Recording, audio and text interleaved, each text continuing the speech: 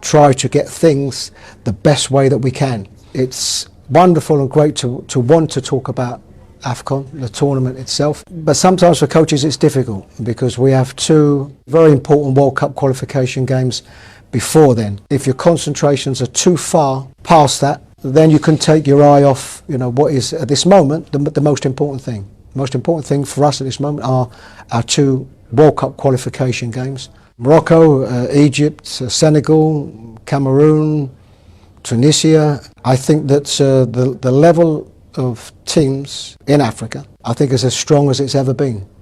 I really do. I think there are so many now, so many more players playing at big clubs in Europe and on the world stage. Joy 99.7 FM. Well, that was Coach Chris Hughton, and he's been a subject of conversation in the past 2 or 3 days, and it's because of some feelers that we were getting from the corridors of the FA and the sports ministry about a possible relieving of his job. Well, that is behind us now because it's been confirmed that will not happen. However, it's just started a conversation about the technical arm of the Black Stars team. What can we do? What can we do to support? And what can be done to remedy the situation? Remember that the Black Stars did not win their games against the US and Mexico, and those were very big tests, especially considering that they are looking forward to using all of these games to seeing how the team will look and will feel ahead of the Africa Cup of Nations. And most importantly as well, the qualification series that will be starting in a couple of days, for the next FIFA World Cup to be hosted by USA, Mexico, the USA, Mexico, and the USA, Mexico, and the next FIFA World Cup. Canada. Losing your trend of thought sometimes. Well, let's just start off the conversations in a bit. We're going to be reaching our guests virtually this afternoon, and they will be bringing perspectives to this conversation. Everybody has been observing from different places, and because of that, everybody has thoughts to share on this particular subject. I will be sharing with you some messages that I got on my personal Facebook wall, after I just put out a very simple question about whether it is strategically a good thing to, relieve, Coach Chris Hughton of the job, at this time. And I got some very interesting, reactions. Let's begin with Citizen Boachiansa. He says, what better thing is the next person coming to show us at this time? We are not a serious country. There are some fine brains at the FA, but sometimes I just get shocked about certain decisions like this. Okay. And then Delaseshi says, we're too involved in Black Stars, from the media to politicians to football analysts, etc. Now, there's another one from Albert Bahun Wilson who says, the guy has won competitive matches and has lost friendly matches. And you say what? Because he dropped Rahman, he must go, right? From day one, Okriko didn't want him. The FA must go first. Okay. Now, there is one from Alexander Lionel and Cesar Alexander Lionel. Okay. Now, he says this will be a funny decision. It will not see the light of day. Ghana has never benefited from changing coaches. We have to have the patience for Coach Hughton. And remember, Hughton has been very unlucky. He never had the full complement of players in the Black Stars, and it is one player injury to another all the time when it's national time for our national duties. Okay.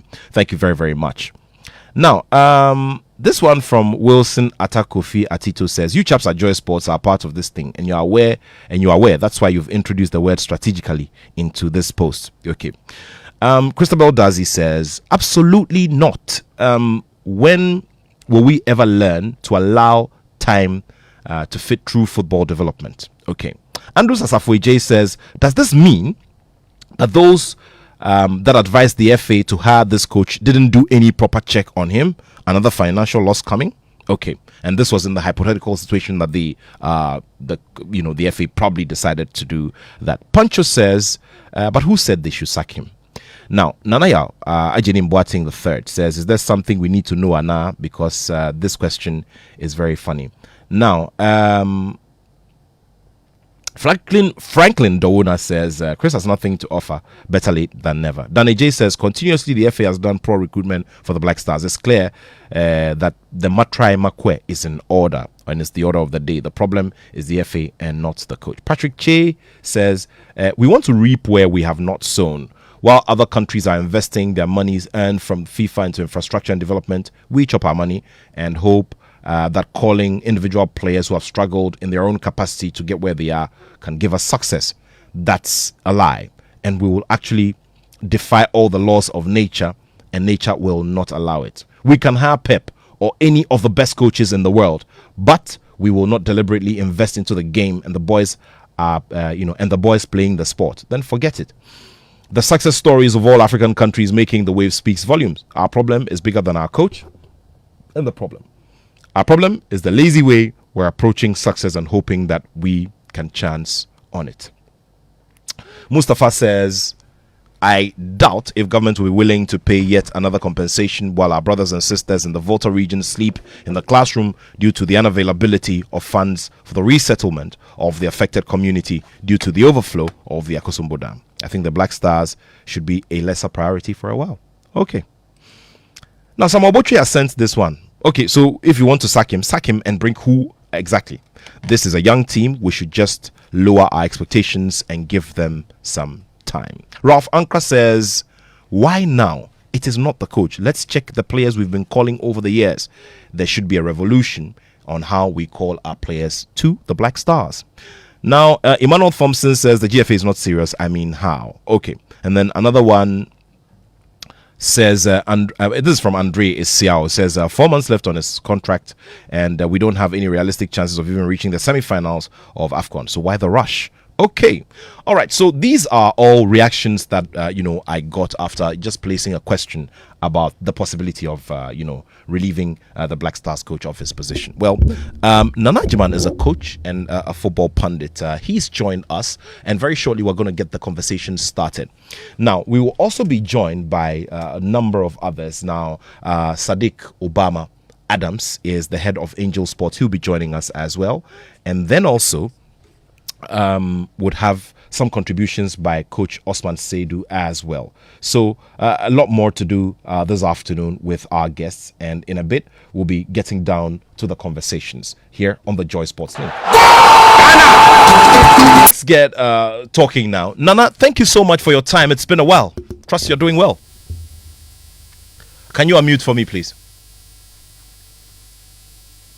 Yes, you're right, Nat. It's been a while. It's been so long, I didn't even remember to unmute. Well, Nana, I just played a song. This is a song by Nasi, and he's been talking about, we're bringing the cup home. And, around this time and with all the circumstances, will this be realistic? We've got a number of months to go to January. I mean, we have the rest of November, December, and then we get into January. And then business begins at the Nations Cup. Before that, we have two major qualifiers to play against Comoros and Madagascar. I would argue, Nat, that it's not realistic. Nice song, lovely narrative. It's not realistic, period. And it hasn't been realistic for, 2 decades. And part of the problem is that we always put forward this narrative of going to win the cup when we know ourselves that it is not possible. The GFA knows it's not possible this time round. The ministry knows it's not possible this time round. But it won't stop them pushing out this false narrative of we're going for the cup. Well, I'm sorry to burst their bubble. I don't know which cup it is they're going for. But it's not the African Cup of Nations Cup. Certainly not. We're not ready. Nana, during the week there was, there was a conversation about, the possibility of relieving the Black Stars coach of his job. That created a certain level of alarm, and this was also based on, conversations that journalists picked in the background, between the FA and the Youth and Sports Ministry. And I mean, loads and loads of reasons have been given. I mean, one of them being the fact that two of the previous coaches are also still owed monies and all of that, and that won't be too prudent to go into this. Besides, we have major international assignments staring us in the face. What was your initial reaction to this? I mean, when it called, what was the initial reaction? Well, to be perfectly honest with you, Nat, I wasn't surprised because, I mean, just in 4 years, we've gone through 5 coaches, haven't we? We've had Kwesi Appiah, we've had CK Akunu, we've had Milo, we've had Otto, and now we've got Christopher Hughton. And if we move Chris, it will be 6 coaches basically in just over 4 years. I mean, what does that tell you? What it tells me is that it's not specifically a coaching problem, but more so a management problem. That's how I see it. It's a management problem. That's the reason why we're getting rid of these coaches every single time so quickly. Because in terms of the long-term objective, nothing is there. We just like to spread a false narrative about going to win whatever tournament we're playing in, knowing that we're totally not up to it. So I wasn't alarmed, and nobody should be alarmed because it's normal. As I've told you, this will be the 6th coach in just over 4 years. That's like 1.2 coach a year. Do you understand what I'm saying to you? So there's nothing to be alarmed about. The fact of the matter is that those who are managing our senior national team are not doing a very good job because they are the lowest common denominator when it comes to the issue of getting rid of coaches. They are the problem. They themselves are the problem, and they require introspection because they are doing things that are not right, that are causing disaffection between them and the coach, and then prompting a parting of ways even before contract is done. Look, I can tell you on authority that the management team are not happy with the way that the coach expresses himself in the changing room. And I can also tell you on authority that the vast majority of the players are not listening to the coach either. I can tell you that on authority. They're not listening to the coach? They're not listening to the coach. They're not listening to the coach. The coach doesn't take responsibility in terms of naming players who are not carrying their weight. He insists that no one is to blame. It's a team effort, blah, blah, blah. And, you know, these boys are exposed to other coaches out there. And that's not the way their coaches talk to them. And so they've lost a bit of respect for the coach. Not only because of that, but also because it's quite clear that some players get called up into the national team irrespective of form. And I've always been advocating that there must be a clear and comprehensive selection criteria. And I still can't see it. Because why do we call players that have no form, that are clubless, etc., etc.? What do we call them to actually do? I don't know. On what basis are they called to come and perform? Let's look at this end of the argument as well, where you have, for instance, an Andre Dede Ayew who is clubless at the moment and has another opportunity to come back to the team. Now, we all do know that the Andre Dede Ayew that we saw in 2010 at the FIFA World Cup is not the same Andre Ayew that we're talking about now in terms of form. However, anytime Dede Ayew wears the national shirt, he gives his all, and we are very aware of that. Okay, we see the evidence there. As we speak, we've got just about 3 experienced players by longevity and all of that in the team. And I'm talking about Andre Ayew, his brother Jordan, and Daniel Amate. The rest of these guys are, they're all greenhorns in the team and are trying to, and we always talk about having experience on some of these stages, like going to play in these very crucial qualifiers. Does that matter at all? Does the experience element matter at all? Because sometimes other considerations are made aside form. Nana? Yeah. Well, sometimes it doesn't now. Sometimes it doesn't, and this is one of the times. It doesn't matter. It doesn't matter because what we should be participating in now is a long-term objective of rebuilding the Ghana Black Stars. All the gloss has gone, Nat. All the talk about being the Brazilians of Africa and all that kind of stuff. We can no longer push our chests out and say this because Comoros has taken the stripes from us. Madagascar has taken stripes from us. All these so-called non-entities have come and they've taken the stripes of us. So we can't boast about, we are this and that in Africa because we're not. And the reason why we're not is because we're living on the past. And living on the past denotes this talk about we need to bring experienced players, we need to do this, what to do, what for? This is what I'm asking you, what for? Because, yeah, I understand the logic, but when you put it on the field of play, what do you get out of it? What comes out? What's the output? If you grade it from 0 to 10, is it 5? Because you can get 5 from a young player. From an inexperienced greenhorn, you can get performance output of 5 from someone who's a greenhorn. So, Nana, experience doesn't matter in this scheme of things. Not at this point, not with the Ghana Black Stars. Perhaps with some other teams, yes. With the Ghana Black Stars, no. Because managerially, we're doing the wrong thing. In terms of the coach, we're doing the wrong thing. We still haven't got any particular style or pattern or play.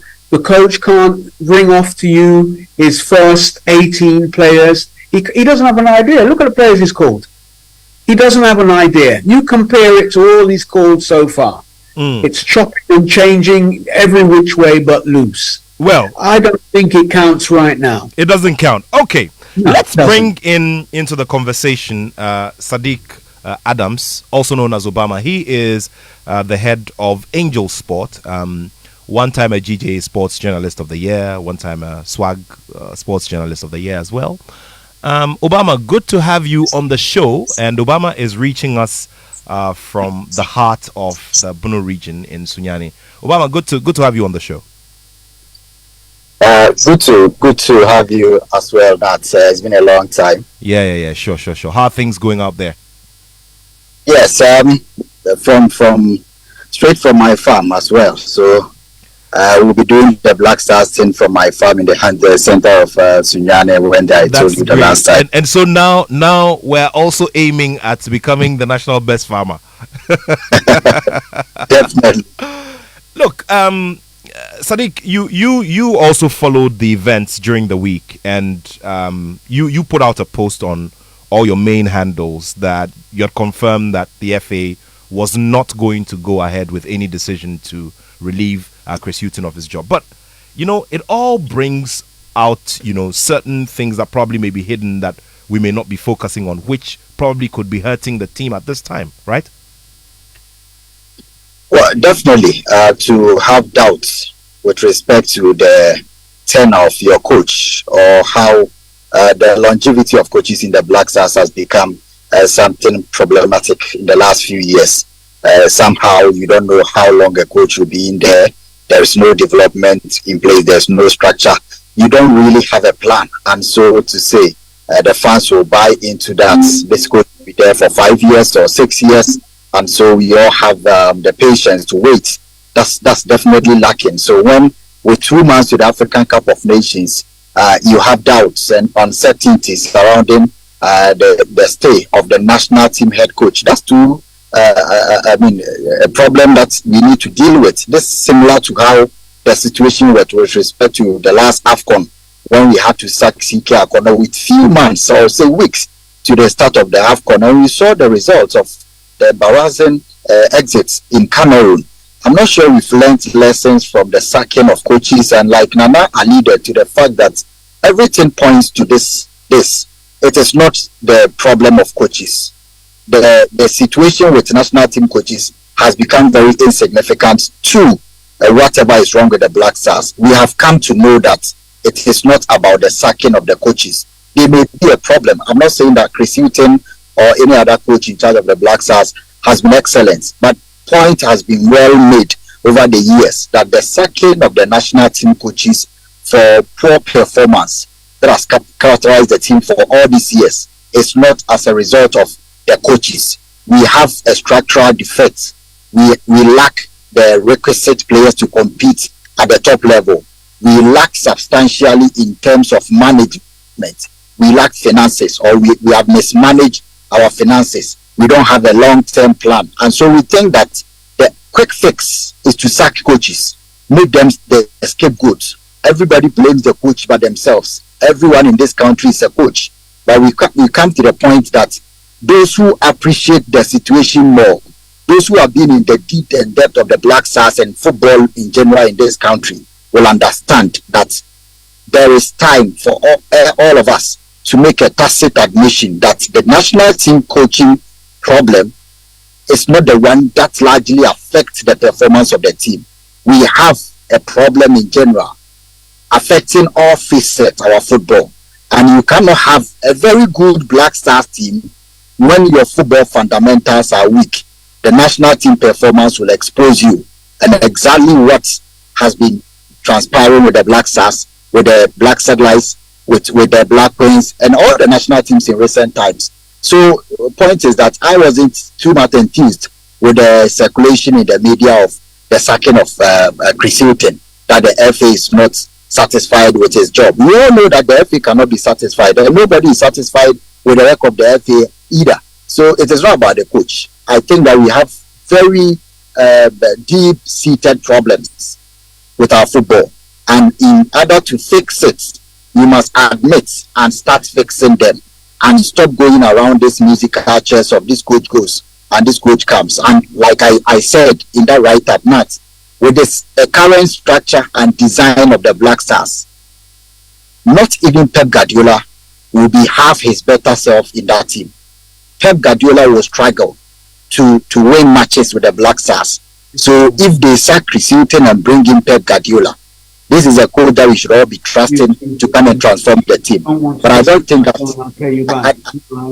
I don't think that Chris Hughton, sacking Chris Hughton and bringing in Pep Guardiola will make any substantial changes to the nature of the team at this point now. I'll just give you. Well, so you're still here on the Joy Sports Link on Joy 99.7 FM. Nana Ajiman, and Sadiq Obama Adams all contributing to this conversation. You can also contribute. Remember, it's 055-11-11997. That's our WhatsApp line.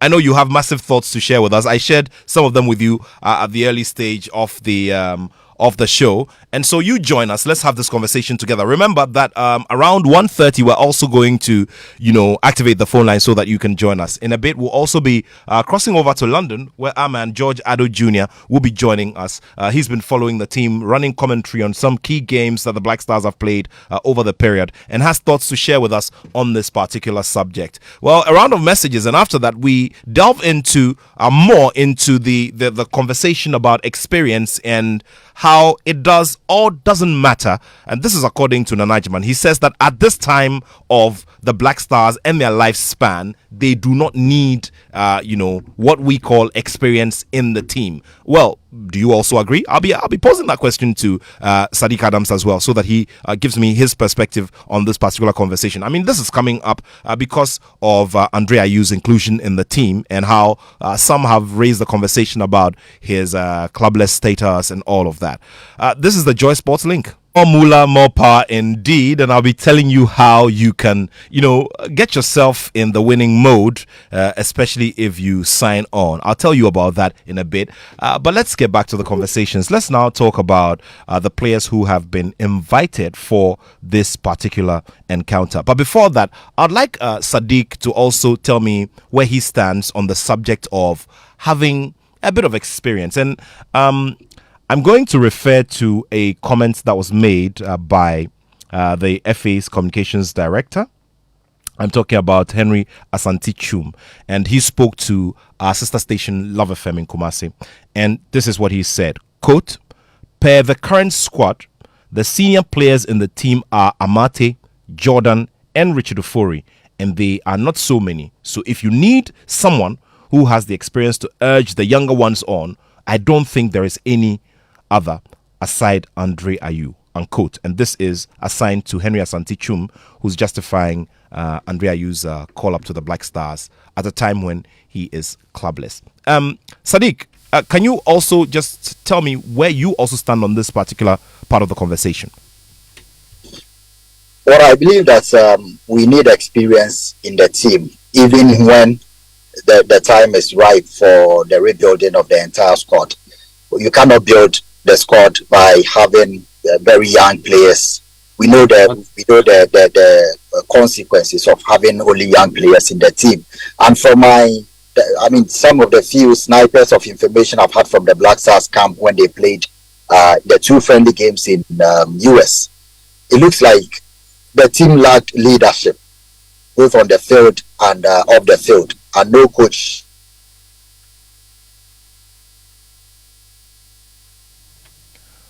All right, Sadiq, can you still hear? The team. Okay. Yeah.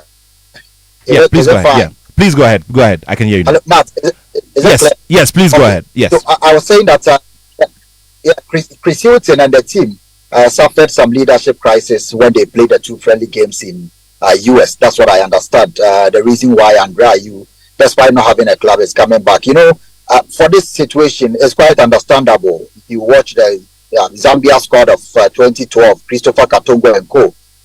At some point, he was clubless. But you look at the players' overall contribution to the team on and off the field, his leadership traits. If you are not ready to appoint a new leader or captain, or you have not gotten someone to the level that you require of Andre Ayew's leadership, you cannot abandon the captain and at this point. I'm sure that they need some leadership traits and qualities in the team, somebody who can bond the team together even when he's not playing. So I understand that people have reservations with the call-up of Andre, especially when he's clubless. But the point is that the coach knows how the leadership defects on the field, and especially off the field in the US game and the game that Andre has missed has cost the team. So for Andre's situation, I do not have too much of problem when he's coming back. When he's not there, you can clearly see. I'm not sure that he's going to be forever or eternally be with the team. But at this point, when you have so many young players in the team who have not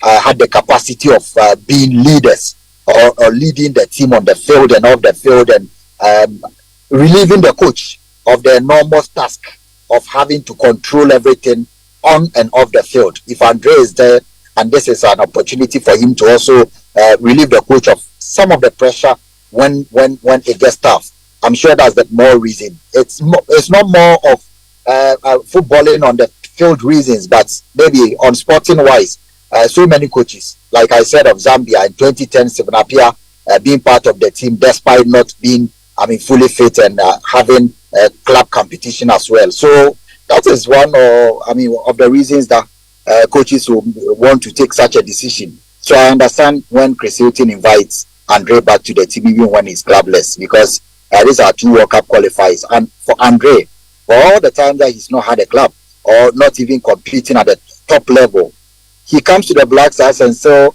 be the leading scorer. We know his contribution in the team at the AFCON, second leading scorer at the World Cup and all that. So it depends. I'm sure that he will have to justify his position in the team, not only by being a captain on the bench, but anytime he gets few minutes on the field, he can distinguish himself. So I understand with Andre's call-up. It's perfectly in order. The coach may have witnessed and experienced situations in the games that Andre was not there, and things that he needs a leader who may not necessarily come in and play 90 minutes of football, but for other important reasons that all coaches accept. Now, from what you say and from what we also see, post Andre Ayew, which we still should start thinking about, we do not necessarily have anyone who can rally the boys around and push them to get the job done on the pitch. Nana, is that our case?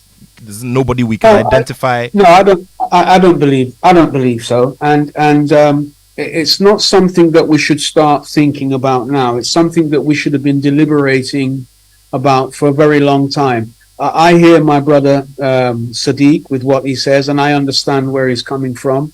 I'm a practitioner as a coach, even though I'm not coaching now. And when I'm building teams, I'm bringing new people. In secondary 11 wise, there was one experienced player that I had, and that was Winfred Dorman, who's now an assistant coach at Dreams. And he was a player who I would bring on like 15 minutes to the end or something like that with specific instructions, because he could go down that right wing and provide the balls that I needed into the 18-yard box and to create those chances. But a lot of times he sat on the bench. Now, I think for me, what is significant about what Sadiq says is that Sadiq accepts that there's also no leadership in the changing room. And leadership in the changing room is all about the coach. And this is one of the challenges that the management are facing. I think they've demasculated him. So that leadership that he should have had is not there. And this has happened because they've imposed players on him. So whereas he should be in a position where he can say, okay, this is a young player, he hasn't been on this scene before, but I will encourage him and nurture him as a leader and try to build around him as a team leader. None of this has ever happened. None of this has happened. And that's why we see that, we must go back to whoever was there before and bring them there. Because we've not tried to nurture any leadership from any of the players there. Do you understand? And this is what is supposed to be happening. You've got a young squad. You can't tell me the young squad can't play because they don't have someone who has been playing in that team for the past 10 years. Of course not. The coach is there to nurture and develop the player's mentality, to nurture and develop the player's capacity and his ability to play football on the field of play. But it's not happening. And it hasn't happened for a long time because we keep saying, we must have some experience. Daniel Amati. Okay, so he's experienced. Come and watch him when we're playing. Come and watch him. Come and watch him play when we're playing. And the mistakes that are emanating from him, he's experienced. We talk about Christopher Katanga, but look, let's face it. The man had an impact, didn't he, Sadiq? He had real impact in the game when he was playing. It's not just saying, we'll include him because he's experienced, but the impact is minimum. Because that's what we're going to be getting now. We're going to be getting a minimum impact from an experienced player because the ability and the capacity, etc., we know is not there. I'm growing old. Look at my grey hair. I'm going old. So certain things that you would expect me to do before I can't. Because I can't cheat nature. Nature is in total control of it. And nature is in total control there.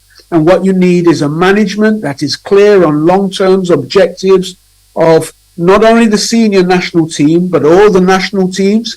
Because Sadiq quite clearly said, when the fundamentals of football is weak, where will you be exposed? At the senior national level. And he's right. He's right. Because all the other levels are not working. They're non-functioning. We don't have academy. We don't have anything. The one person who said he'd come and produce a blueprint, he's gone.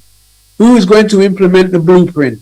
Who else apart from that man understands the blueprint and how things should be implemented throughout our football? The guy's gone. He is gone. So, I hear what Sadiq is saying. Yeah, no problem. I don't have a problem with it. Because we'll come back here after those games and we can assess the impact that he has had. We can assess it. And we can see whether or not, without that impact, we could have done anything. So, we can agree to disagree. I'm cool with that. But I believe a coach's job is there to identify the potential within certain players as leaders, even without the captain's armband. Even without the captain's armband. And develop and nurture that ability, develop and nurture the capacity and the prowess of that player so the player can lead effectively on that field of play. Let's have a chat with my lead producer for the show, Benaya Elom Dafiamekpo. Now, he will take us through the squad, invited for the games against Madagascar and Comoros. Good to have you here. On the other side, Benaya. Yeah, Nat. Good to have you also. Yeah, so very interesting lineup or squad by Chris Hughton. So in the goalkeeping department, we still have our three goalkeepers with Lawrence Atizigi, Joseph Wallacott, and Richard Ofori. In the defensive department, we have Alidu Seidu, Dennis Odoye the Professor, Gideon Mensah, Abdul Fattah Mohammed, Abdul Fattah Hamid, Kasim Adams, Nicholas Opoku, Daniel Amati, Abdul Munim. Mumim, yeah. And in the midfield, we have Baba Idrisu, Majid Ashimiro, Abdul Samed Salis, Edmond Ado, Mohamed Kudus, and Andrea Yu. For the wingers, we also have Osman Bukari, Joseph Pencil, Ernest Noama, Jordan Ayu, Kamaldeen Suleimana. And for the attack, we have Inaki Williams, Antoine Semenyo, and Jonathan Soa to make up the full squad. The full squad. Okay, so let's go to you. Sadiq. Sadiq, this is standard, isn't it? We should be able to pull something off with a squad like this.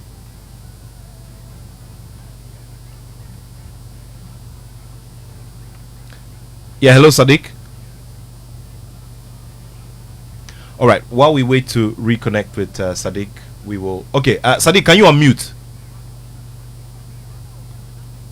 Can you kindly unmute for me? Yeah. Yes. I can hear you now. Please go ahead. Yes, I'm sure that we may not going to be thinking that the Black Stars are going to run of the most Madagascar. Okay, looks like your audio is a little faulty. Can you can you amplify your voice a little more? And yeah, is it perfect. Please go ahead. Okay, right. Yeah, so I'm saying that we all understand and accept the low level of performance in recent times. So nobody is going into this game with the thoughts that the Black Stars are going to run amok and dismantle Comoros and Madagascar in the two World Cup qualifiers. But we also have to understand that the Black Stars must maintain a certain level of consistency and competition-wise. So these are two World Cup qualifiers, and we've had the best time to prepare the team again to restart after those two horrible displays in US. So you have to go into the game against Madagascar with the intent of making a statement. Everybody is talking about Chris Hughton. He may have the government backing now, but with the squad available, you don't have any excuse to go into a game against Madagascar. Not to disrespect them, because of course they have a lot of respect now than the Black Stars have in terms in the football circles. But you don't go into a game against Madagascar and say you struggle to win and have excuses. You don't. You go to Moroni and you have to beat Comoros and get your first 6 points to make a statement. These are the two perfect games for the Black Stars to start their World Cup campaign. You are not meeting Mali. You are not playing against Egypt or Morocco. You are going in, not even Guinea, to say that there is some form of competition. You are going against Madagascar at home and Comoros away. These are two perfect games for you to rejuvenate the interest and also make a very huge statement about why you want to start your own identity and signature on the team. So even if we call local-based players now, no coach in charge of the Black Stars should say there should be an excuse that they fail to have respectable scores again. Respectable scores in this sense will be winning the two games against Madagascar and Comoros. So if you ask me, regardless of the absence of so many players in the team, that is not a justification. There is no excuse or justification whatsoever to go into that game and fail to achieve 6 points from them. I'm not sure even 4 will be enough for the level of angst around people and against the coach and the team now. The coach may have some reprieve, definitely, because people think that the time is too short to dispense him off before the AFCON. So political power, or even in media circles and from the football populace, everybody seems to give him some sort of a way to stay. So he's had some window and to plan the team ahead of the AFCON. And to me, you may not get better games to make a statement and reduce the tension around the team than against Madagascar in Kumasi and Comoros in Moroni. We don't have any excuse now. We just have to go into these two games and win. There is no political power. There is no fan support that is going to be consistent without the coach winning. Nobody likes Chris Hughton for where he's coached or whatever he's done in the past. The only thing that can save him going forward is to start winning games and winning them impressively. So there is no excuse in these two games. No excuse in these two games, indeed. Now, there are scenarios that are very, very likely. The scenarios where we would will record losses. I mean, from a Ghanaian perspective, nobody is looking at that. But in the instance, or in the unlikely instance that happens, then obviously it will bring back the conversation about relieving him, right? Yeah, of course. With the Black Stars, any defeat to Hermino in football, so to say, like Comoros or Madagascar, will spell doom for coach, any coach in charge. That's exactly what happened to Milovaraya. There was no way you were going to keep your job losing to Comoros. That's a headline. And so the spotlight will always be on you, a negative spotlight for that matter. So in the case of a loss, especially against Madagascar at home, or even a draw, will bring back. They will just conversation will resurface, and of course, deservedly, you cannot lose or draw against Madagascar at home in a World Cup qualifier and expect that people will praise you. So they will come. But my point is, at this point in time, economically, like financially, and in footballing terms, sacking a coach a month and so to the AFCON will not make any football sense or will not make any economic sense. We still owe coaches. And like I'm saying, you can't bring in any better coach at this point who will come and succeed, except that he's a spirit or Confanoche incarnate. There is nobody who is coming to the national team at this point to make any transformational changes around the Black Stars for them to win the AFCON or become a favorite. So that conversation will come, all right, but we have to look at the bigger picture. But like I said, I don't even want to imagine the scenario you've created. We just have to win all the two games to make our impending access to the World Cup in 2026 very possible. We have to start on a good mood. So the scenario are right, but I don't even want to imagine. But if it happens, I'm sure that the coach will know his job is really on the line. Now, you made mention of the situation with debts to these past coaches of the Black Stars, and Nana, I'd want you to tackle this for me. That we're in 2023 and we're still having these conversations about coaches who are owed. I mean, irrespective of the circumstances, I do not believe that we should be having such statistics on our books administratively. I don't know what you think. Well, it's indicative of the dilemma that we're in. You know, it's an all-round issue. I mean, it's not just, should we use this experienced player? It's not just, should the coach be sacked if he loses against Comoros? There's a whole issue about management, about where we're going. You know, as Sadiq said, the fundamentals of Ghanaian football are weak. And this is how it exposes itself. This is how it comes to the fore. And I'm sorry, but unfortunately, from Kwesi Antechi's time until now, the philosophy in terms of the way how we view our football has not changed at all. It hasn't changed. And we're more interested in selling players as soon, as quickly as possible, more than anything else. We're not interested in developing. That's why you look at our own league and we can't even include 2 or 3 or 4 players there because it's not a part of the plan. And we only start thinking about that when myself and Sadiq and other punters get up and start making a lot of noise. Then you'll see the coach, he's at Breakum, he's watching a match. He's at here, he's watching a match. But there's nothing really, it's just all PR. So the fact that we're in a situation where we owe these coaches, once again, it shouldn't be of any surprise because the ministry of sports don't know what they're doing when it comes to sport in general anyway. You just put somebody there because he's political or whatever, and he's there. He knows nothing. The current sports minister, he knows nothing. Past sports ministers, they've known nothing. But they have been there. But that will be Nana. But that will be. You'd have to. I mean, if you just make a blanket open statement like that, it will not be fair to any of those ministers. I mean, to say that they know nothing. I don't want to be fair to them. I'm not here to be fair to them. Well, but you've asked me a question and I'm answering it. Okay, but on what basis, Nana? On what basis do you say no? Oh, Charlie. Yeah, tell me. No. You tell me. So it is on what basis you're saying all past sports ministers and the current sports minister do not know nothing? No, not all. But you just said all. In recent times. From whose era to whose era? Right. Because if I'm a past sports minister and I'm listening to the Joy Sports link, I'll ask myself, okay, so who is he talking? Is he referring to my era? And then I start looking at, my policy direction, what I was able to execute, and all of that. So whose era to whose era, Nana? Look, in this dispensation right now, the sportsmen, you don't make one. You know, when we had Muhammad's administration, the sports ministers, they don't make one. They don't make one. I'm telling you, they don't make one. They brought nothing to the table. Nothing, especially when it comes to football.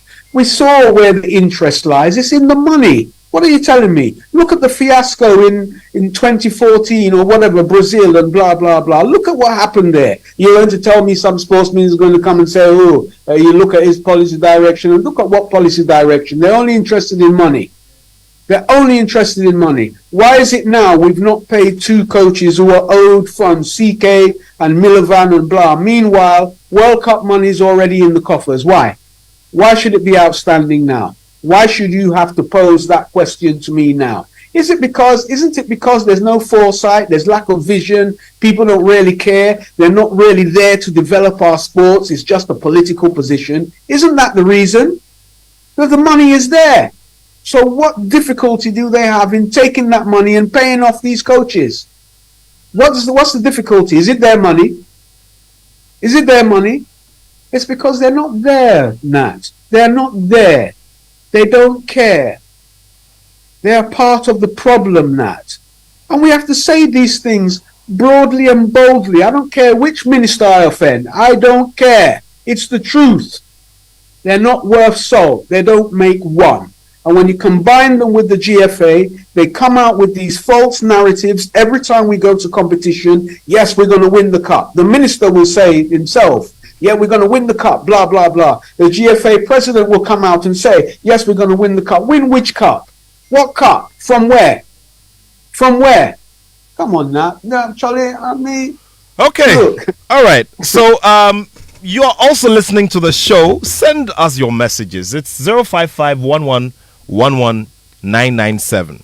055-11-11997. And according to French report, Le Havre have sealed a deal with Andre Ayew, and it's signed. So the Ghanaian midfielder and the captain will be returning to the Ligue 1 after about 8 years of leaving Olympique Marseille. Okay, so that's a development that has come regarding Andre Ayew. It's just about 18 minutes past 1 p.m. In a bit, we'll be activating the phone line so you can join us. And also in a bit, we'll be crossing over to London, where George Attoh Jr. is on standby to also join us with his thoughts on this particular subject. There's a message from Inko Joseph, who has become very attracted to the idea of farming. So he says that he'll be joining Sadiq, at the farm, in a bit in Sunyai. But he says, I just read the story about the Executive Council of the GFA meeting the technical team of the Black Stars. I think it's a good step. Okay, thank you very much, Inko Joseph.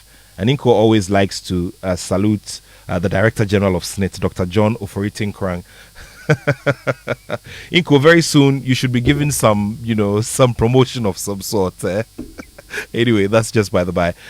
Gentlemen, let's take a look at the squad that has been invited.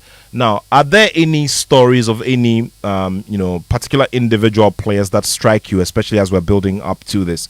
And I mean, you're looking at injury situations that have happened to the likes of maybe Wallacott, Andrea, you returning to the team and all of that. We've spoken about Andrea at length. Are there any other players within the team who you feel have an interesting story that could make impact? We're still waiting to see Inaki Williams score a goal, and of course it was because of the kind of fanfare that characters, or the big conversations that characterize his nationality confirmation for Ghana and all of that. Let's begin with you, Sadiq.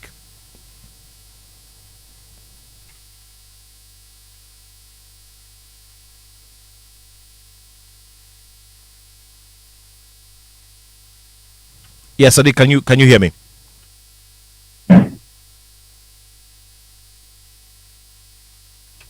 Yes, Sadiq, can you hear me? I can hear you. I believe that the inclusion of Abdul Momin, who's been quite impressive in the Spanish league.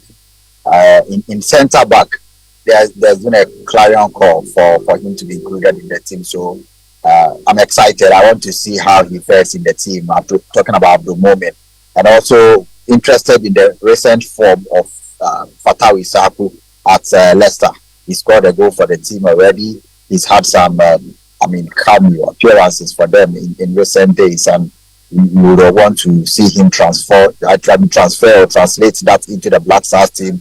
We've seen Kudus Mohammed having some good time, and these are the few things. But I think we have a problem with goalkeeping of all the recent tournaments that we've got. This is an area that we need to deal with critically. We have a problem in terms of goalkeeping, and nobody seems to care.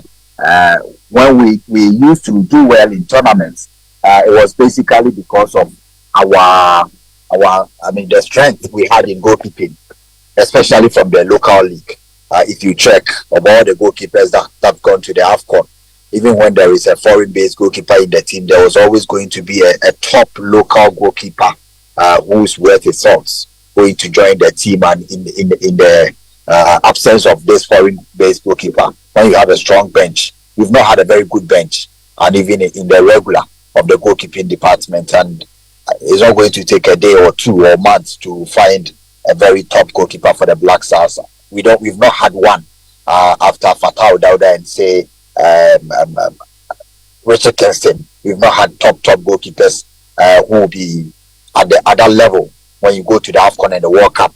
And so you are conceding goals, you can't even keep a clean sheet, and having a good goalkeeper is not even about making saves. How to organize the defense has become a problem. So in goalkeeping, I think that's our weakest of all the areas in the Black Stars. That is the weakest link, and you cannot win a tournament, any major tournament, without a good goalkeeper or a good goalkeeping department. But who cares? After all, even in the Ghana Premier League, there are goalkeepers here, but what's the standard? What's the level? And these are things that we should be looking at.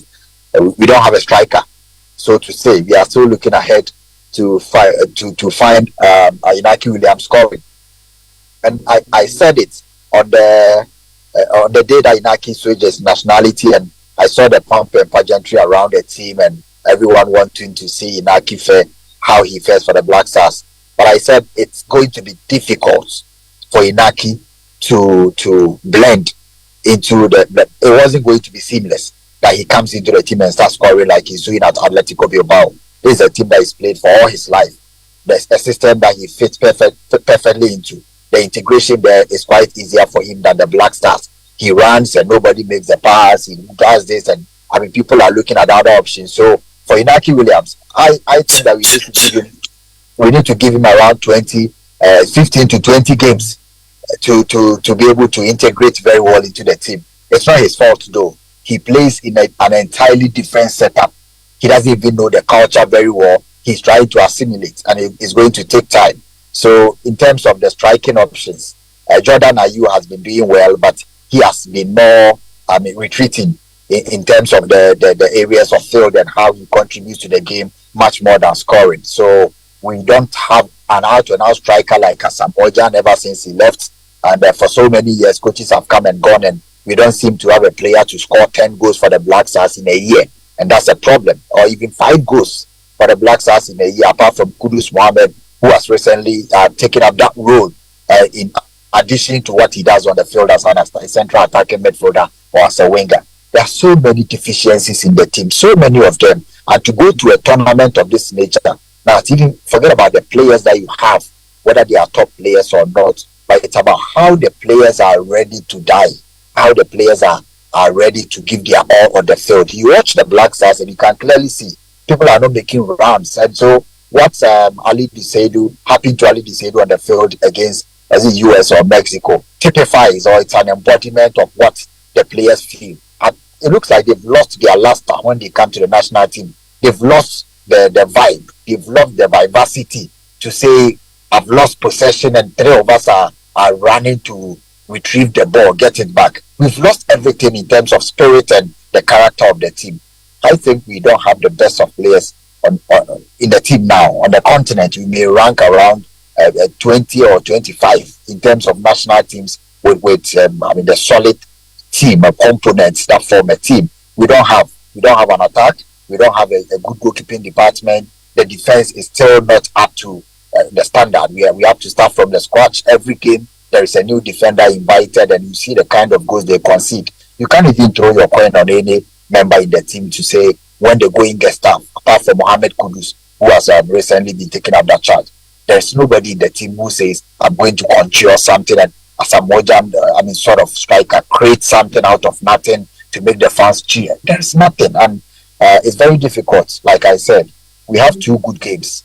And regardless of the quality in the team, these are games that they must win.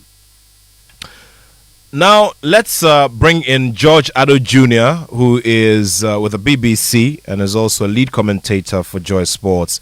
Now, he's been running commentary on loads and loads of these games, from the FIFA World Cup through to the Africa Cup of Nations. He saw at very close range these performances that were described as the worst in our history, especially at the Nations Cup and all of that. Now, he's got thoughts to share with us at this time. George, thank you for joining us on the Joy Sports Links. Good to have you here. Yeah, Nat, very, very good afternoon to you, and good afternoon to Sadiq Adams. It's been a while. We've been doing a lot of virtual stuff, and also to Nanajima, fantastic coach, and of course, Nat, to yourself. Always good to be home. And it's great to be on the show. George, we've got just about December, December to figure things out, and then we go to the Africa Cup of Nations. Before that, however, there's work to be done with Comoros and Madagascar. We always have that reality check that Comoros gave us, at the back of our minds. We have a squad ready. The conversations about the coach and all the stuff around it came up. Now, Nanajiman was making a very emphatic statement, and he said this from his end on authority that Hughton does not have a full grip of the dressing room. Does that concern you in any way? Is this something we can jump out of easily and get things going? I think it's really, really tough. And listening to Sadiq, he's just enumerating the problems that we have had. And as I'll say that we have left it too late, in putting together a very good structure that would deliver the talents we're looking for. I'm talking about on the administrative level. I'm talking on the technical level. We just find ourselves at a place where we are trying to fix things so quickly. But the game of football is running so fast that these days, if you don't do the basic things, you don't have a chance against the sides who are putting together programs and who are organizing themselves in such a way that they can deliver talent. So I am here in the UK. I've had a very, very good touch on what they are doing with, for instance, their youth system. And I can say confidently that for the next 6 years or 8 years, England will continue to produce players like Jude Bellingham. You'll continue to produce wonderful players like we have seen their national team, because they have put in the work and they are reaping. When it comes to the Ghana national team, it's like there is no foundation. There is really nothing down, and all we are doing is at the top trying to sort it out. I had a close interview, Nat, with I don't know if you remember him. He played for the Sierra Leone national team, Koka. If you remember him, he played for the Sierra Leone national team. Very well. And he was telling me a lot about the challenges for instance, that he faced when he joined the Sierra Leone national team, which a lot of our players who we have managed to get from, other countries, let's say, to get them to switch nationality are facing, having to come to a country, having to deal with it. And the fact that there's even no department that seeks to attend to the needs of these players when they come into it. So for me, I'd say, first of all, well, we are in a deep end, and it's going to be very, very difficult for us to come out. Now, let's look at the performances of the Black Stars before I even come to what we're going to do with Comoros and, what we're going to do with Madagascar and why we are here. Sadiq spoke about the ranking. Gone were the days when we saw the ranking and you're like, oh, rankings don't mean anything. But even now, I think that the ranking that we have on the continent is doing us a favor. It's making us look better than we are. Because after the 2017 Africa Cup of Nations, when Cameroon beat us and we couldn't make it to the semi-final, the 2019 Africa Cup of Nations, we were not able to make it into the quarterfinal, and we struggled in the group. I don't know if you remember that. We struggled in the group. We only had a win against Guinea-Bissau. That was the win that took us to the round of 16. And when we got to the round of 16, Tunisia knocked us out of it via penalty shootouts. Extra time. Then in 2021, we went there and were not able to win a game at the Africa Cup of Nations. We somehow qualified to the World Cup. And I've been saying that, and this is on the lighter side, that Nigeria are always giving us a bye. They're always giving us a bye when we haven't done, the right work to be somewhere. They always give us a bye because we find a way to beat Nigeria and make it to the World Cup. You look at the kind of teams that we have been losing to, or the kinds of teams that we have not been able to beat. It just tells us that we are not up there in terms of the quality. We are not there. Right from defense straight into attack, we are not there, and we have compounded our woes by trying to look for the short fixes, trying to get a striker in to come and score goals, trying to get a player here, a player there. It hasn't worked, and I'm very, very worried for us going into the Africa Cup of Nations, because I don't think that we are even in the top 12 or the top 13. We used to tell ourselves that when we go to the Africa Cup of Nations, we always find a way, but no, it is not happening again, because teams have left us. Only yesterday, I was speaking with a top agent, and Nat, he was talking about Gambia. You should see what Gambia are doing with their football, and why a lot of agents are heading towards Gambia. So I think that, Nat, we have messed too much up. That is going to be. It's already too late to try and fix anything, in my view, for the Africa Cup of Nations. I am not sure so much is going to change, because I look at the call-ups, the last call-up of Chris Hughton, and I think that it is probably 92% of what we'll see at the Africa Cup of Nations. And that squad that we have, unless there's a miracle, it's going to be very, very, very difficult for us at the Africa Cup of Nations. And yes, we are starting the World Cup qualifiers. I don't think that the games that we have played against Central African Republic in the Africa Cup of Nations, the fact that in a group that we expected to qualify very quickly, we had to stay and wait to the final day before we went into it. It's not going to make a good point there. So for me, Nat, I think that we are lost. We are really lost. And when we spoke about being lost and that we had to find a way to come back, we came up with a Ghana football strategy. And the man who inspired the Ghana football strategy has left the Ghana Football Association in the technical director. So I wonder where that is going. I didn't even think that we needed a new document on how Ghana football wanted to run, because not the 2014 World Cup Commission of Inquiry, and may their souls rest in perfect peace, the likes of Ike Afrane, the likes of Sam Ade sat down, Ben Kofi, may their souls rest in peace, but they sat down and produced documents upon documents which are available as we speak. There was no need to come with a Ghana strategy, and the fact that we don't have a strategy, I am not too sure. Not if it was only the Black Stars. And the reason why I don't even want to spend too much time, because Sadiq has spoken about the various departments of the Black Stars and why it is looking bleak at this point. If it was just about the Black Stars, I'll comfort myself. We saw the under 23, we saw the under 20, we've seen the under 17. This is the story. We have seen the Ghana Premier League. This is the story. So we need to come up with a strategy or go back to the books that are there and begin to do something that gives us at least a leaf for the next 5 years or 6 years in the minimum. We are going to the Africa Cup of Nations and we're going to try again. But so far as I'm concerned, we are more years away from winning the Africa Cup of Nations than we were in 2018 or than we were in 2008 and 2010. We have gone so far back, and there are so many quality teams in the mix at the moment that it's going to be really, really difficult for us to go and win it. And if we go and win the Africa Cup of Nations, it is going to be one. It's just going to be one. It's going to be a fluke, and that means that we cannot replicate it. Look at Senegal. Look at Algeria. Look at Egypt. They are constantly coming at it. Senegal were in the final, the 2019 Africa Cup of Nations. They were back in 2021. They came to win it. Look at the semi-final teams then and now. The teams that we saw at the Africa Cup of Nations in 2021 are all going to get better because they're coming back with about 90% of the squads that they used there. We are coming with a new coach. We are coming with a new philosophy. We are still trying to draft players in 2 months to the Africa Cup of Nations. This is not the way to prepare for the Africa Cup of Nations.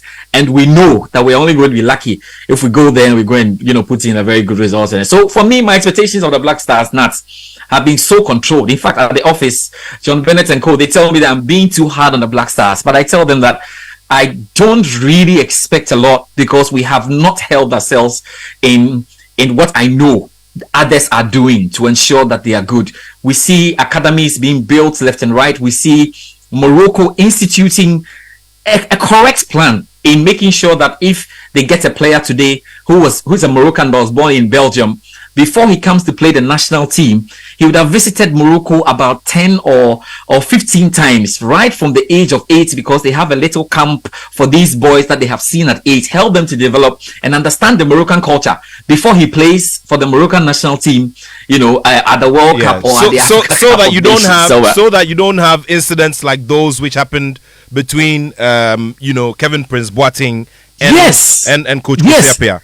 Yes, that's simple. And that's what Morocco are doing. So once they realize that Nana Jemai is an 8-year-old or a 10-year-old who is playing well in England, they invite Nana Jemai to Morocco to come and have a big camp. It's like a festival. They teach him Moroccan songs. And they are waiting for Nana Jemai to be 18 before they make the approach. So they make him Moroccan, even though he's born in Belgium. They make him Moroccan before he turns 18. So when he comes, or when you turn, but Nana Jemai is born in Belgium and you make him Ghanaian before he comes into the national team, when you say, oh, Fio, he knows that it's just something that we say in Ghana, you understand? But if you pick Nana Jemai straight from the Belgian system and plug him into the national team, when he says when you use the F word, you feel you feel insulted and you're going to react unnecessarily. But the whole thing is that there's a culture, it's just a cultural difference. And speaking to a lot of these players, I am now understanding the dynamics. Sometimes I told them, and there are some Ghanaian players I've spoken to in England, and I told them, look, I'm really sorry because I read these things so poorly. I didn't understand. Not here, even at the age of 8 and at the age of 9, Manchester City Academy under 8, when the players are traveling, there are cars that are waiting for them. They carry them. They take them to the hotels. They do this for a lot. So if this boy grows from 8 to 20 and you bring him to the national team and he arrives at the Kozuka International Airport and there's nobody to pick him, that is a serious problem for him to deal with. And I don't want to mention names. Sadiq knows. I'm sure Nana Jemai, you know as well. There are players who don't want to play for the national team or who have had issues just because of the way things are organized. I don't want to mention names here. I met a player at the airport, Nats, and he was stranded at the airport after one Africa Cup of Nations qualifier. Why was he stranded? Because his tickets had been cancelled. And he had to stay. If I stayed with him the whole time before it was corrected, if anybody put this thing out, it was going to be a problem. So organizational issues is why Morocco have taken that approach to ensure that. Sadiq, George, yes. you have to mention names. You have to. No. Just I don't want to mention the name of the players. I don't want to mention the name of the players here. I understand some of the very basic problems that we have, and we end up talking about going to win the AFCON. I don't know whether by spirit or by dint of luck. We know the fundamentals are very weak. The publications we make. Look, when you talk about this player integration international, it is not as simple as that you carry Inaki who has never been here.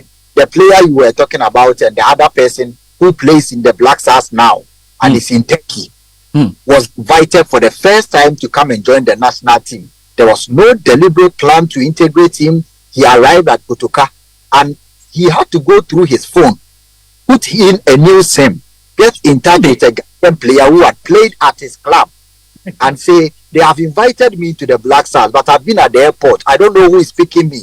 I've been here for 2 hours and I don't know anybody's number because they called me on the club and sent me a mail.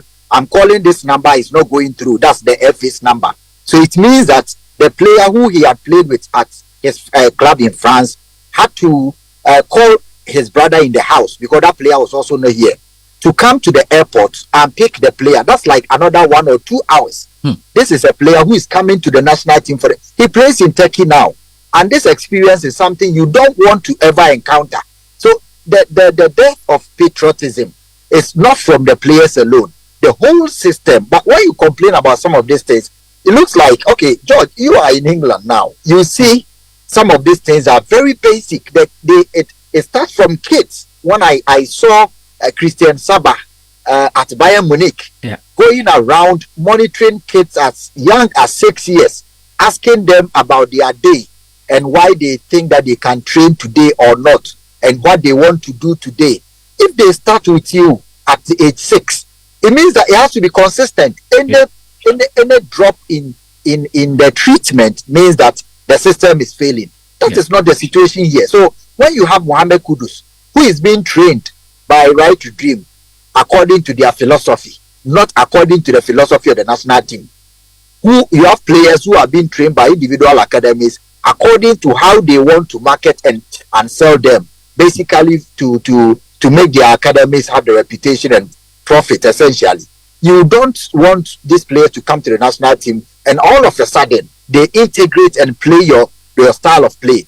When I went to, you mentioned the philosophy of Ghana football. The last time I went to the GFA, and Otia Kente was putting together documents from Afrane, from Samade, Ghana football development plan, Ghana football style of play, the structure. All these books are in the shelves. They are there. Otia Kenten has sent some of them to Senegal in 2013 when they invited him and copied. If you take the Senegal blueprint for football and you read the Ghana football philosophy, it is almost word for word. They borrowed everything from here to restructure their football. We are not making use of this because we think that we can always have a quick fix. That is why we think we are very smart. We can always have a quick fix. Let's bring in this person. Let's go and chase this person. We put them together in 1 month and go and lie to the president that we can win the AFCON, so he has to invest $10 billion. So this is a country that will not train athletes for the entire 4 years ahead of to the Olympic Games. And 2 weeks to the Olympic Games, promise them that whoever is able to compete with Usain Bolt will have $20,000. How do you think that you can win against Usain Bolt by training for 2 weeks? So this is some of the basic problems of our national team that we complain about. The structure and the whole system, the fundamentals are non-existent. They used to be weak, but at this point, I would say they are non-existent, and it has encapsulated with the performance of all the national. It cuts across all the national teams, including the CHAN. So when you mention the problems of Ghana football, it is all about complaining. But I think that we have let ourselves down. We are very slow in developing, and we are too late now.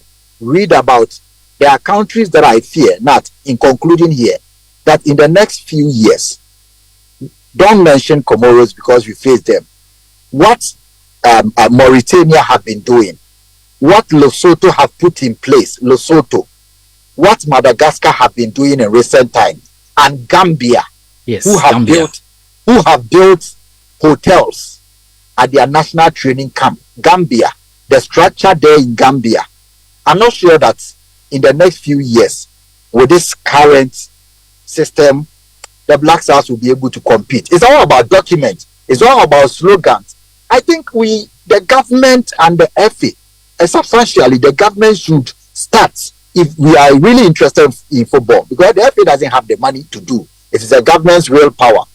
We are lagging behind, and it will take many years for us to get to the top if we continue with this current practice. Nat, so I just want to add. I want to add. So if we are doing the mathematics well, and for all listeners who are following this, remember that Morocco started the investment some 8-9 years ago. We are seeing the results today. Senegal started their whole thing. And anytime the country starts, you'd realize from the youth football and sometimes the club football, when you look at and so you realize that it's not just about Morocco's national team, but you see that it's Morocco's national team under 17, women's national team under 23, and all of a sudden everything starts coming together because there's investment. So not as we speak now, we are comfortably 10 years or 8 years behind, and we need to paddle fast, else people are leaving us. I just came here. We took a few of the boys to England's under 13 camp, national team under 13.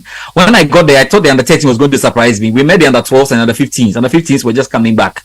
This is national camp. So people are too serious about this. And North Africa already were a problem before because they were really good. Now they have organized themselves. Southern Africa, Central Africa are also joining. But you look at West Africa, and even in West Africa, they are leaving us. Not. Well, big reality check from George Attoh Jr. there. Same reality check has been given us by Nana Agyemang and Sadiq Adams, who are my guests here on the show. Sadiq Adams there in the heart of the Bunu region, George Attoh Jr. joining us from London, and Nana Agyemang here from the heart of the capital, Accra, here on the Joy Sports Link on Joy 99.7 FM. In a few moments, I'll be activating the phone line so that you can join us. Greetings to Dr. Daniel Macaulay, listening to the show. Magdan, good afternoon to you. Magdan. Yeah. Yes, sir. Yeah. He's built a couple of pitches across the country, yes, helping with the infrastructure effort. Good afternoon to Dr. James Atulinse, the CEO of JL Properties, who are a very big client at the Habitat Fair put together by Joy News and Ecobank, and it's coming up in a fortnight's time. Dr. Atulinse is also a former board member of Accra Hearts of Oak. Thank you for always doing the listening, and thanks for all the support. So let me just tell you about cash. Everybody works around cash, and cash is very important. Organizing the national teams, like George has said, is cash. So let me tell you about how you can, organize some very cool cash for yourself, by just listening and just doing a few key things. The story of Jamel Belmaldi, who, took over the national team just about 6 months to time and eventually won the Africa Cup of Nations for Algeria. Can we maybe, think about a situation like that and probably hope that something will work out for the Black Stars?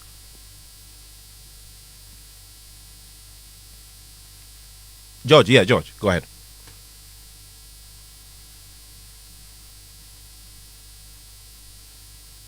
Yeah, Nat, you're talking about whether we can get some magic at the AFCON.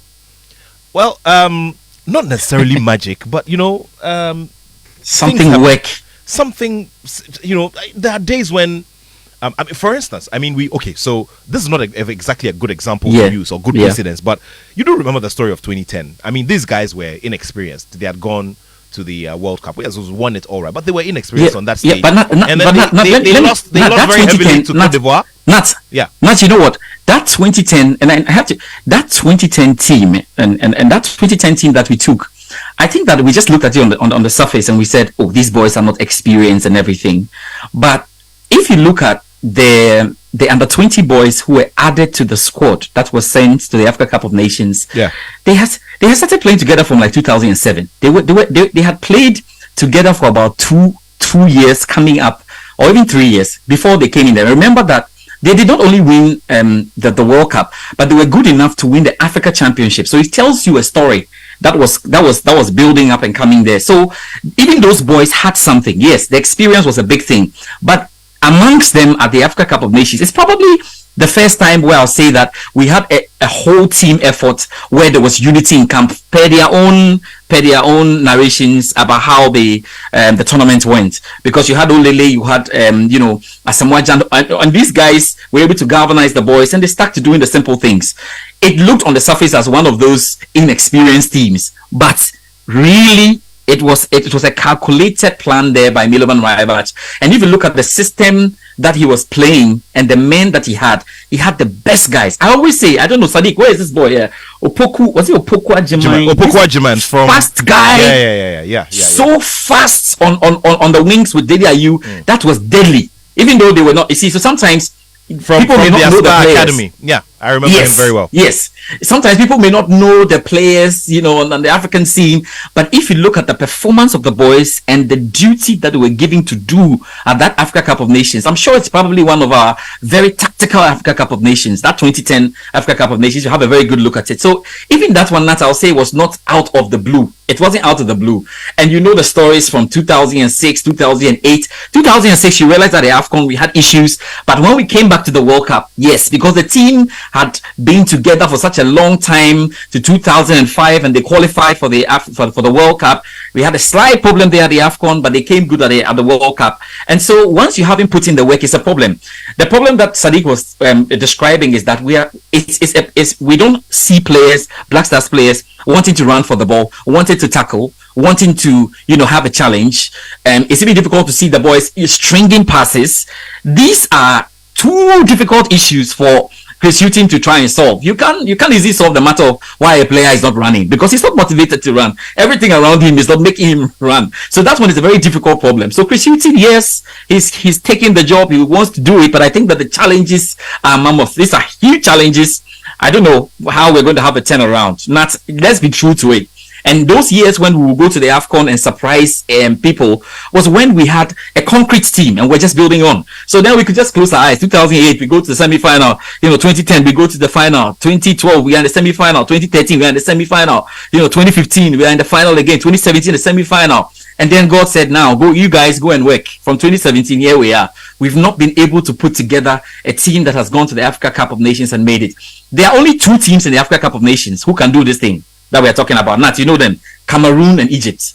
They can just surprise you with any tournament. They can. I mean, that's it. At the same time, they can also be poor. But basically, if there are teams that can come to the AFCON with a very poor form and bad form, and they can make it work out, it's Cameroon and Egypt. That's what I can say. And we I'm not expecting too much. And we saw Cameroon resurrect a little too late at the FIFA World Cup, beating Brazil. Very, very impressive result, but of course it wasn't enough to keep them in the competition.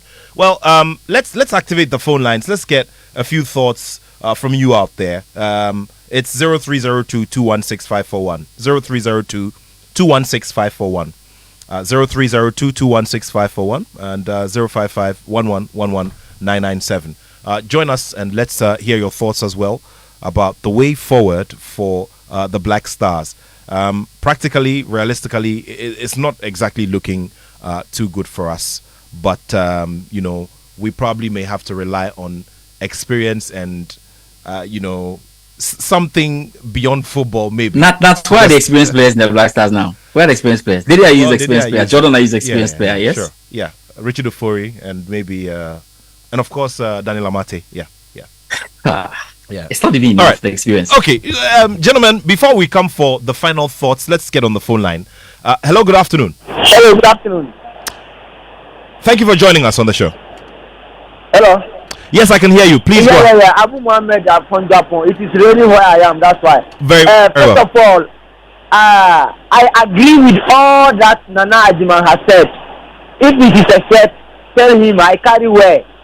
And then secondly, the guy number 9, Opoku, the discipline.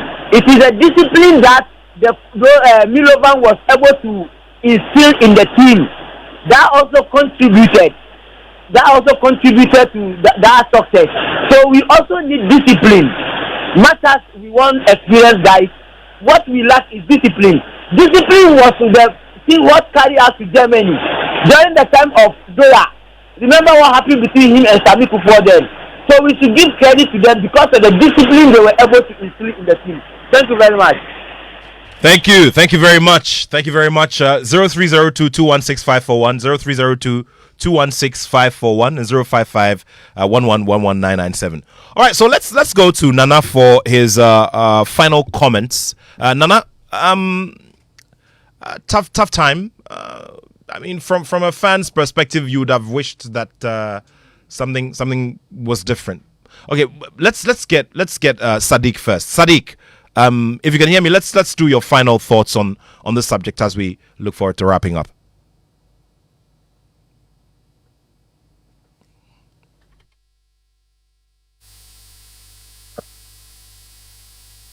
Yes, Adi, kindly go ahead. And your final thoughts. So Yeah. I think that we have to get leadership on board now. We have to be honest with ourselves and set the barriers of expectations going into AFCON 2023 in Cote d'Ivoire. We have to accept that we are not at the level that we all want to be now. But then the sacking of coaches and whatever it brings about hasn't been good. So we have to go into the AFCON with our expectations very low and then try to see if we can get a very good results up there, something that can serve as a foundation to build them going into the future. But at this point, we need discipline, we need organization, we need to be very meticulous with our planning and pay attention to every detail. And that will be the basis of rebuilding our team going into the future. If we win the AFCON, fine. If we get to quarterfinals, that would be a miracle. Quarterfinals will be a miracle for me. But then, like I say, we just need to find a very good opportunity that we can build on going into the future. Thank you so much, Sadiq. Before I come to George Attoh Jr., let's go to the phone line. Have another caller there. Hello, good afternoon. Hi, good afternoon. Thank you for joining us. Real quick, I just want to say, Inshallah and past glories wouldn't win you anything. You can't skip the process and expect different results. I agree with everything that is said, especially the pathway, the kind of people we put in the various sports ministries. It's just for political purposes, not necessarily people who understand exactly why they are being put in there. If they understood exactly why they were being put in there, our sports system wouldn't be what it is today. We are just talking about football and the Black Stars. Just look at all the other aspects, athletics and all the others, and see the state of how it is. The football, not we say we pay attention to crime. Look at how it is. How much more the others. You can't skip the process. You can't cheat it. You will begin to start and do the right things from the basics. 10 years for George has been saying 10, 15. 50 years to come, it will still be the same thing. Good afternoon. Good afternoon. What's your name anyway? You forgot to tell me your name. Nana, thank you so much, Nana. Have a wonderful weekend. All right, so George, let's come to you for your final thoughts within the next minute. Yeah, we wish the Black Stars the best. I mean, the hopes are not high, and we have to be honest with ourselves. We are no more there. But it will take a very honest approach. We have to speak the truth to ourselves, and we have to be, for once, we must decide that we are going along a project and wait for it to yield results, like we saw the late Ben Kofi do with that 5-year, 6-year plan. That actually helped us to have the best moment in our football. So can we go back to that and ensure that is happening? And it's a holistic approach, and it must be spearheaded by government. Everything that's happening here in the UK is not happening just because of the FA or just because of some individuals, like, McDonald is putting up pictures. It's all great, but that's to an extent. That's all to an extent. Even if the FA decides, that's all to an extent. Government wills the power and must be able to lead the way and carry the FA along. It's only when you lead the way and you show by investment that will give you the power. It will give you the psychological edge there over the FA to tell them what to do, and then you can stand in. But you don't sit somewhere and then allow them to run the system, and then you come in trying to advise them. I hope that we are able to pick it up from here and make sure that we can get things working. If not, I'm not too sure. George, thank you so much. George Attoh Jr. of the BBC, End of Joy Sports, reaching us from London. Sadiq Obama.